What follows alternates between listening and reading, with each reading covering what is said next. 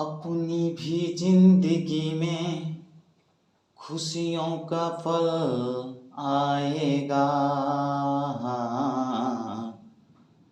ढूंढेंगे तो मिल जाएगा,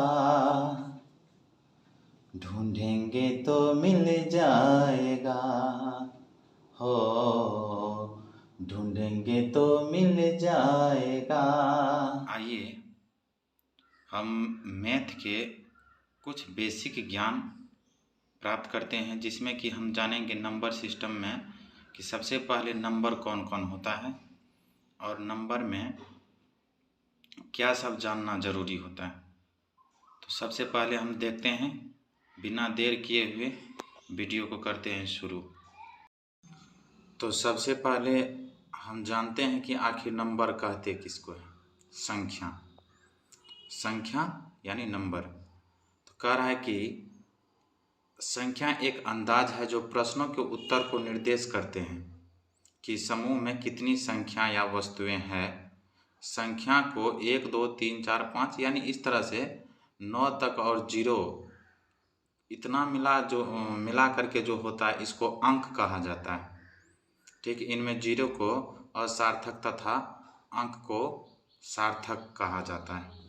तो आइए संख्या, आप लोग क्या कीजिएगा, इस तरह से वीडियो को रोक करके आप लोग जो है उसका स्क्रीनशॉट ले करके इस तरह से अपना नोट्स बना लीजिएगा। बहुत ये मतलब अभी से ले करके जब तक आप मैथ पढ़िएगा तब तक ये काम देगा। तो आइए हम अगला पढ़ते हैं। अगला है मेरा प्राकृतिक संख्या, जिसको नेचुरल नंबर कहते हैं।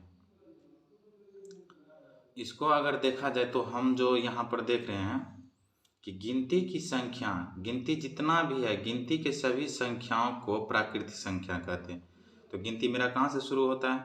1 से। कहाँ से शुरू होता है? 1 से। ये देख लीजिए, 1 से शुरू हो रहा है। 1 2 3 4 5 ये सभी क्या है, मतलब यहाँ तक डॉट डॉट जो दिया हुआ है, इसका मतलब है कि मतलब अनगिनत, इसका कोई अंत नहीं है, गिनती का कोई अंत नहीं होता है, आगे चलते ही रहता है। तो गिनती की संख्या को क्या कहते हैं? प्राकृतिक संख्या कहते हैं, या प्राकृतिक इंग्लिश में इसको कहा जाए तो ये नेचुरल नंबर है। फिर अगला देखते हैं, तो अगला मेरा है पूर्ण संख्या। पूर्ण संख्या देख लीजिए, गिनती की संख्या में जब शून्य को मिला देते हैं तो मिलाने से जो संख्या का श्रेणी बनता है।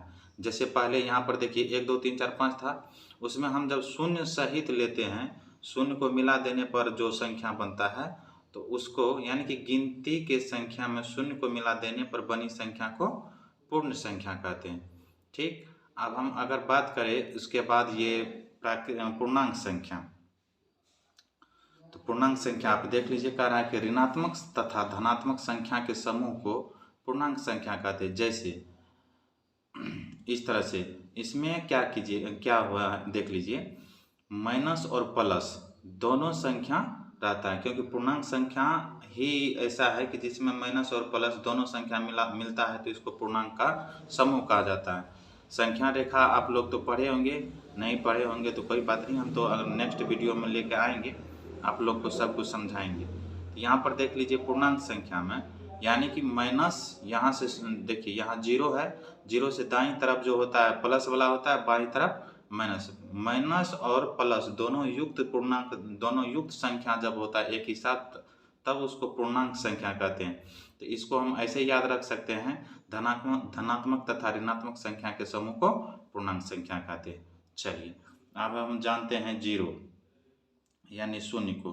करा शून्य न तो ऋणात्मक संख्या है न ही धनात्मक संख्या है, यह निश्चित रूप से ऋणात्मक तथा अधनात्मक पूर्णांक है। जैसे धनात्मक पूर्णांकों के समूह में अगर इस तरह से देखिए तो ये प्लस वाला है, ऋणात्मक संख्या में देखिए तो ये माइनस वाला है, और धनात्मक पूर्णांक तो 0 से शुरू करेंगे तो यहाँ से मतलब ऋणात्मक तक जाएंगे, और अऋणात्मक पूर्णांक ये 0 से शुरू करके इधर जाएंगे। इसमें कुछ ये गलती है, ये अधनात्मक पूर्णांक है, नहीं सही है, यानी कि ये ऋणात्मक है तो इसको हम अधनात्मक कहेंगे, और ये अऋणात्मक है तो ये 0 सहित इधर हम इसको क्या कहेंगे, तो अऋणात्मक संख्या कहेंगे। चलिए इसके बाद हम अगला संख्या मेरा अभाज्य या इसको रूट संख्या भी कहते हैं। इसको इंग्लिश में देखा जाता है ये प्राइम नंबर है। क्या है? Prime number.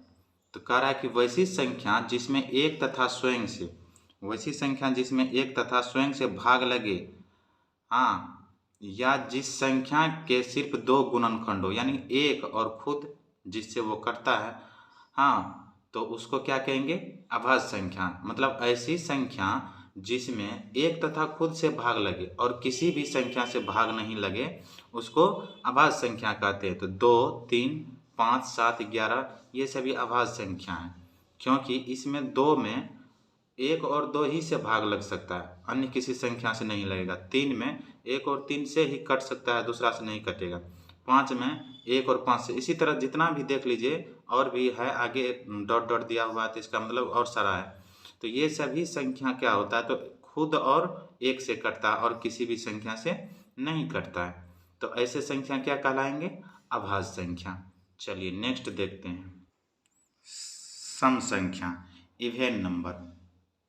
ये तो आप सबको मालूम होगा। वे संख्याएं जो 2 से पूर्णतः विभाज्य हो, यानी कि वैसी संख्या जो 2 से पूर्णतः विभाजित हो जाता है, यानी शेष नहीं बचता है, ऐसे संख्या को क्या कहते हैं? तो सम संख्या कहते हैं। जैसे यहाँ पर देख लीजिए 2, 4, 6, 8, 10, 12, 16, ये क्या है? सम संख्या है, क्योंकि इसमें आप 2 से भाग दीजिएगा तो ये इसमें शेष नहीं बचेगा। तो विषम संख्या जस्ट इसका अपोजिट हो जाएगा। वे संख्या जो 2 से पूर्णतः विभाज्य नहीं हो, यानी भाग न लगे 2 से, उसको क्या कहते हैं? तो विषम संख्या कहते हैं। जैसे 3, 5, 7, 9, 11 इत्यादि। तो ये संख्या क्या है? विषम संख्या। ये संख्या में 2 से भाग पूर्णतः नहीं लगेगा। तो आई होप आपको समझ में आ गया होगा। मैं कोशिश करता हूं कि आपका बेसिक मजबूत हो जाए। आप लोग क्या कीजिए, तो इसका नोट्स बनाते जाइए या स्क्रीनशॉट खींच के अपना याद कर लीजिए। बहुत आसान है, और इतना आसान से कोई हमको नहीं लगता है कि इससे भी आसान होता होगा। बहुत आसान है, आप लोग इसको याद कर लीजिए। फिर अगला वीडियो उतना लंबा नहीं बनाएंगे, अगला वीडियो में अगला संख्या के बारे में हम बताएंगे। तब तक के लिए यहीं तक। Thank you.